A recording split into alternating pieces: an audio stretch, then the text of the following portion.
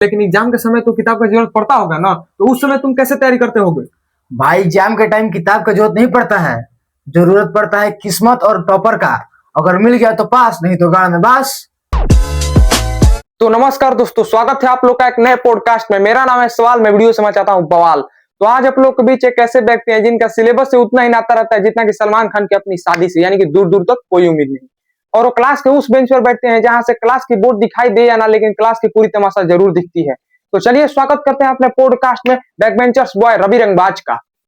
जी धन्यवाद।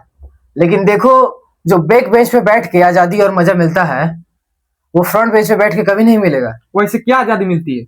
देखो, अगर तुम फ्रंट बेंच पे बैठोगे जी। तो तुम टीचर की निगरानी में रहोगे, लेकिन अगर तुम बैक बेंच पे बैठोगे तो तुमको कोई निगरानी करने के लिए नहीं रहेगा। अच्छा। अगर तुम्हारा खाने का मन है तो तुम खा सकते हो, अगर तुम्हारे सोने का मन है तो तुम सो सकते हो, अगर तुम्हारे खेलने का मन है तो तुम खेल भी सकते हो।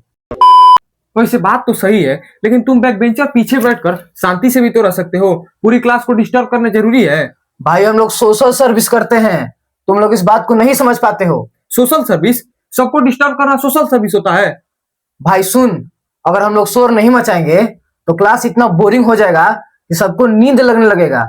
और हम डिस्टर्ब नहीं करते हैं, हम पीछे से अजीब अजीब आवाज निकाल के एंटरटेनमेंट करते हैं कि सबको नींद नहीं लगे और वो हंसते हंसते पढ़ें। अच्छा, और वो पेपर फेंकना और बेंच बजाना किस लिए? वो पेपर एयरमेल है, हम लोग इंफॉर्मेशन पास करते हैं उसे कि भाई अगला मकसद क्या होगा। और बेंच? बेंच हम लोग का स्ट्रेस मैनेजमेंट है सर, हम लोग का स्ट्रेस कम होता है उससे। कैसे?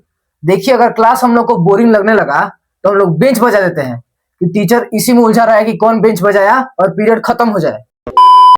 अच्छा, मैंने सुना है कि तुम्हारे बैग में सिर्फ एक रफ कॉपी और लंच बॉक्स होता है, तो फिर किताबें कहाँ हैं? देखो, बैग में बुक वो रखते हैं जिनको पता होता है कि उनको क्या पढ़ना है, और हमको तो पता है कि हमको कुछ पढ़ना ही नहीं है, हमको तो बस क्लास डिस्टर्ब करना है। जब तुमको कुछ पढ़ना ही नहीं है तो कॉपी क्यों लाते हो? उसको भी छोड़ देते। कॉपी तो हम इसलिए लेके जाते हैं कि मान लीजिए कभी हम क्लास डिस्टर्ब कर रहे हैं और टीचर हमको देख ली तो हम उस नाटक कर रहे हैं कि हम तो पढ़ाई कर रहे हैं। अच्छा। और मान लीजिए हमको पीटने लगी तो हम कॉपी ऐसा रख के बच जाएंगे।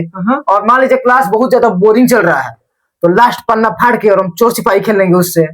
हाँ हाँ ठीक है, लेकिन एग्जाम के समय तो किताब का जरूरत पड़ता होगा ना, तो उस समय तुम कैसे तैयारी करते होगे? भाई एग्जाम के टाइम किताब का जरूरत नहीं पड़ता है। जरूरत पड़ता है किस्मत और टॉपर का। अगर मिल गया तो पास, नहीं तो गाड़ में बास। और जब रिजल्ट की बारी आती है तब क्या होता है? रिजल्ट के टाइम तो ऐसा होता है कि जो लड़का बोलता है कि मेरा सारा क्वेश्चन छूट गया है, जी। उसका 90% आता है, और जो टॉपर्स होते हैं उनका 99% आता है। फिर वो ऐसे रोते हैं जैसे उनका बाप मर गया हो। अच्छा, वो सब छोड़ो, तुम अपना बताओ, दूसरे क्या बता रहे हो? अरे अपना क्या है, पास हो गए तो पार्टी, नहीं तो बाप के द्वारा गाड़ में लाठी। अच्छा, टीचर आपको कभी ये बोलती है क्या पीछे बेंच खड़ा हो जाओ? अरे वो तो रोज का काम है सर। तो उस समय आपको डर नहीं लगता? डर?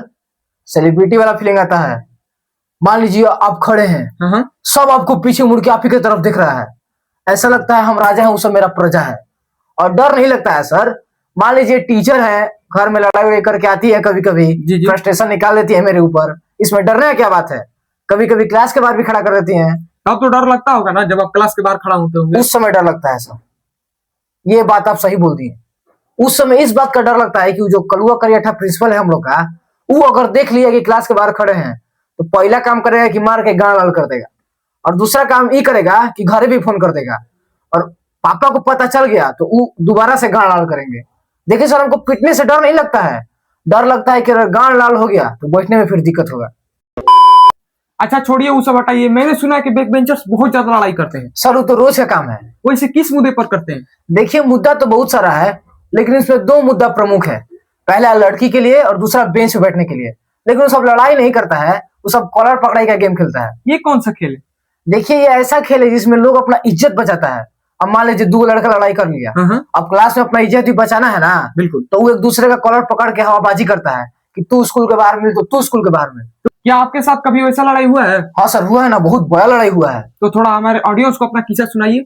देखिए क्या हुआ कि एक बार हमारे क्लास में एक लड़की थी जी। हम उसको देखे ना सर, तो उसके प्यार में पागल हो गए। अच्छा।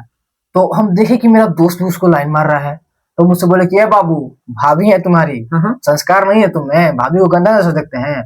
तो वो हमको बोलता है, ए बाबू, भाभी तुम्हारी है, तुम गंदा नजर से मत देखो। इस बात पे हमको गुस्सा आ गया सर, हम उसका कलर पकड़ लिए, उसको भी गुस्सा आ गया, वो भी मेरा कलर पकड़ लिया। तो फिर क्या हुआ? हम उसको बोले कि तू स्कूल के बाहर मिल, वो हमसे बोला कि तू स्कूल के बाहर मिल, और हम दोनों स्कूल के बाहर मिले सर। हम उसका कलर पकड़ के मारे एक चमाट, वो भी दिया एक चमाट। आराम हम लोग गंभीर लड़ाई किए। हम देखे कि वो लड़की पीछे से गुलाब का फूल लेके दौड़ते हुए आ रही है। हम सोचे कि हमको प्रपोज क्या करेगी। हम लड़ाई छोड़ के खड़ा हो गए, एकदम अपना कलर ठीक किए। चलो बाबू, लगता है आज टाका भिड़ गया, काम हो गया। जी सर। तो देखते हैं कहा कि वो आई, मेरे दोस्त को प्रपोज कर दी। बहुत बुरा लगा सर, हम बहुत रोए सर। हम सच बताए ना तो सच्चा प्यार किया था सर। आपके दिल पे चोट लग गया होगा। बहुत प्यार किया था सर, हम समझ रहे हैं, कोई बात नहीं, कोई बात नहीं। बहुत प्यार किया था सर, बहुत प्यार किया था सर। बहुत बहुत धन्यवाद रवि रंगबाज जी हमारे पॉडकास्ट में आने के लिए। जी। जाते जाते हमारे ऑडियंस को कुछ 2 लाइन सुना कर जाइए। जी, तो अर्ज है कि आगे बैठने वाले तो बस प्रेजेंट सर बोलते हैं, असली महफिल तो बैक बेंचर्स जमाते हैं। और हमें टॉपर्स बनने का कोई शौक नहीं है साहब, हमें तो बस दोस्ती और यारी निभाने आते हैं।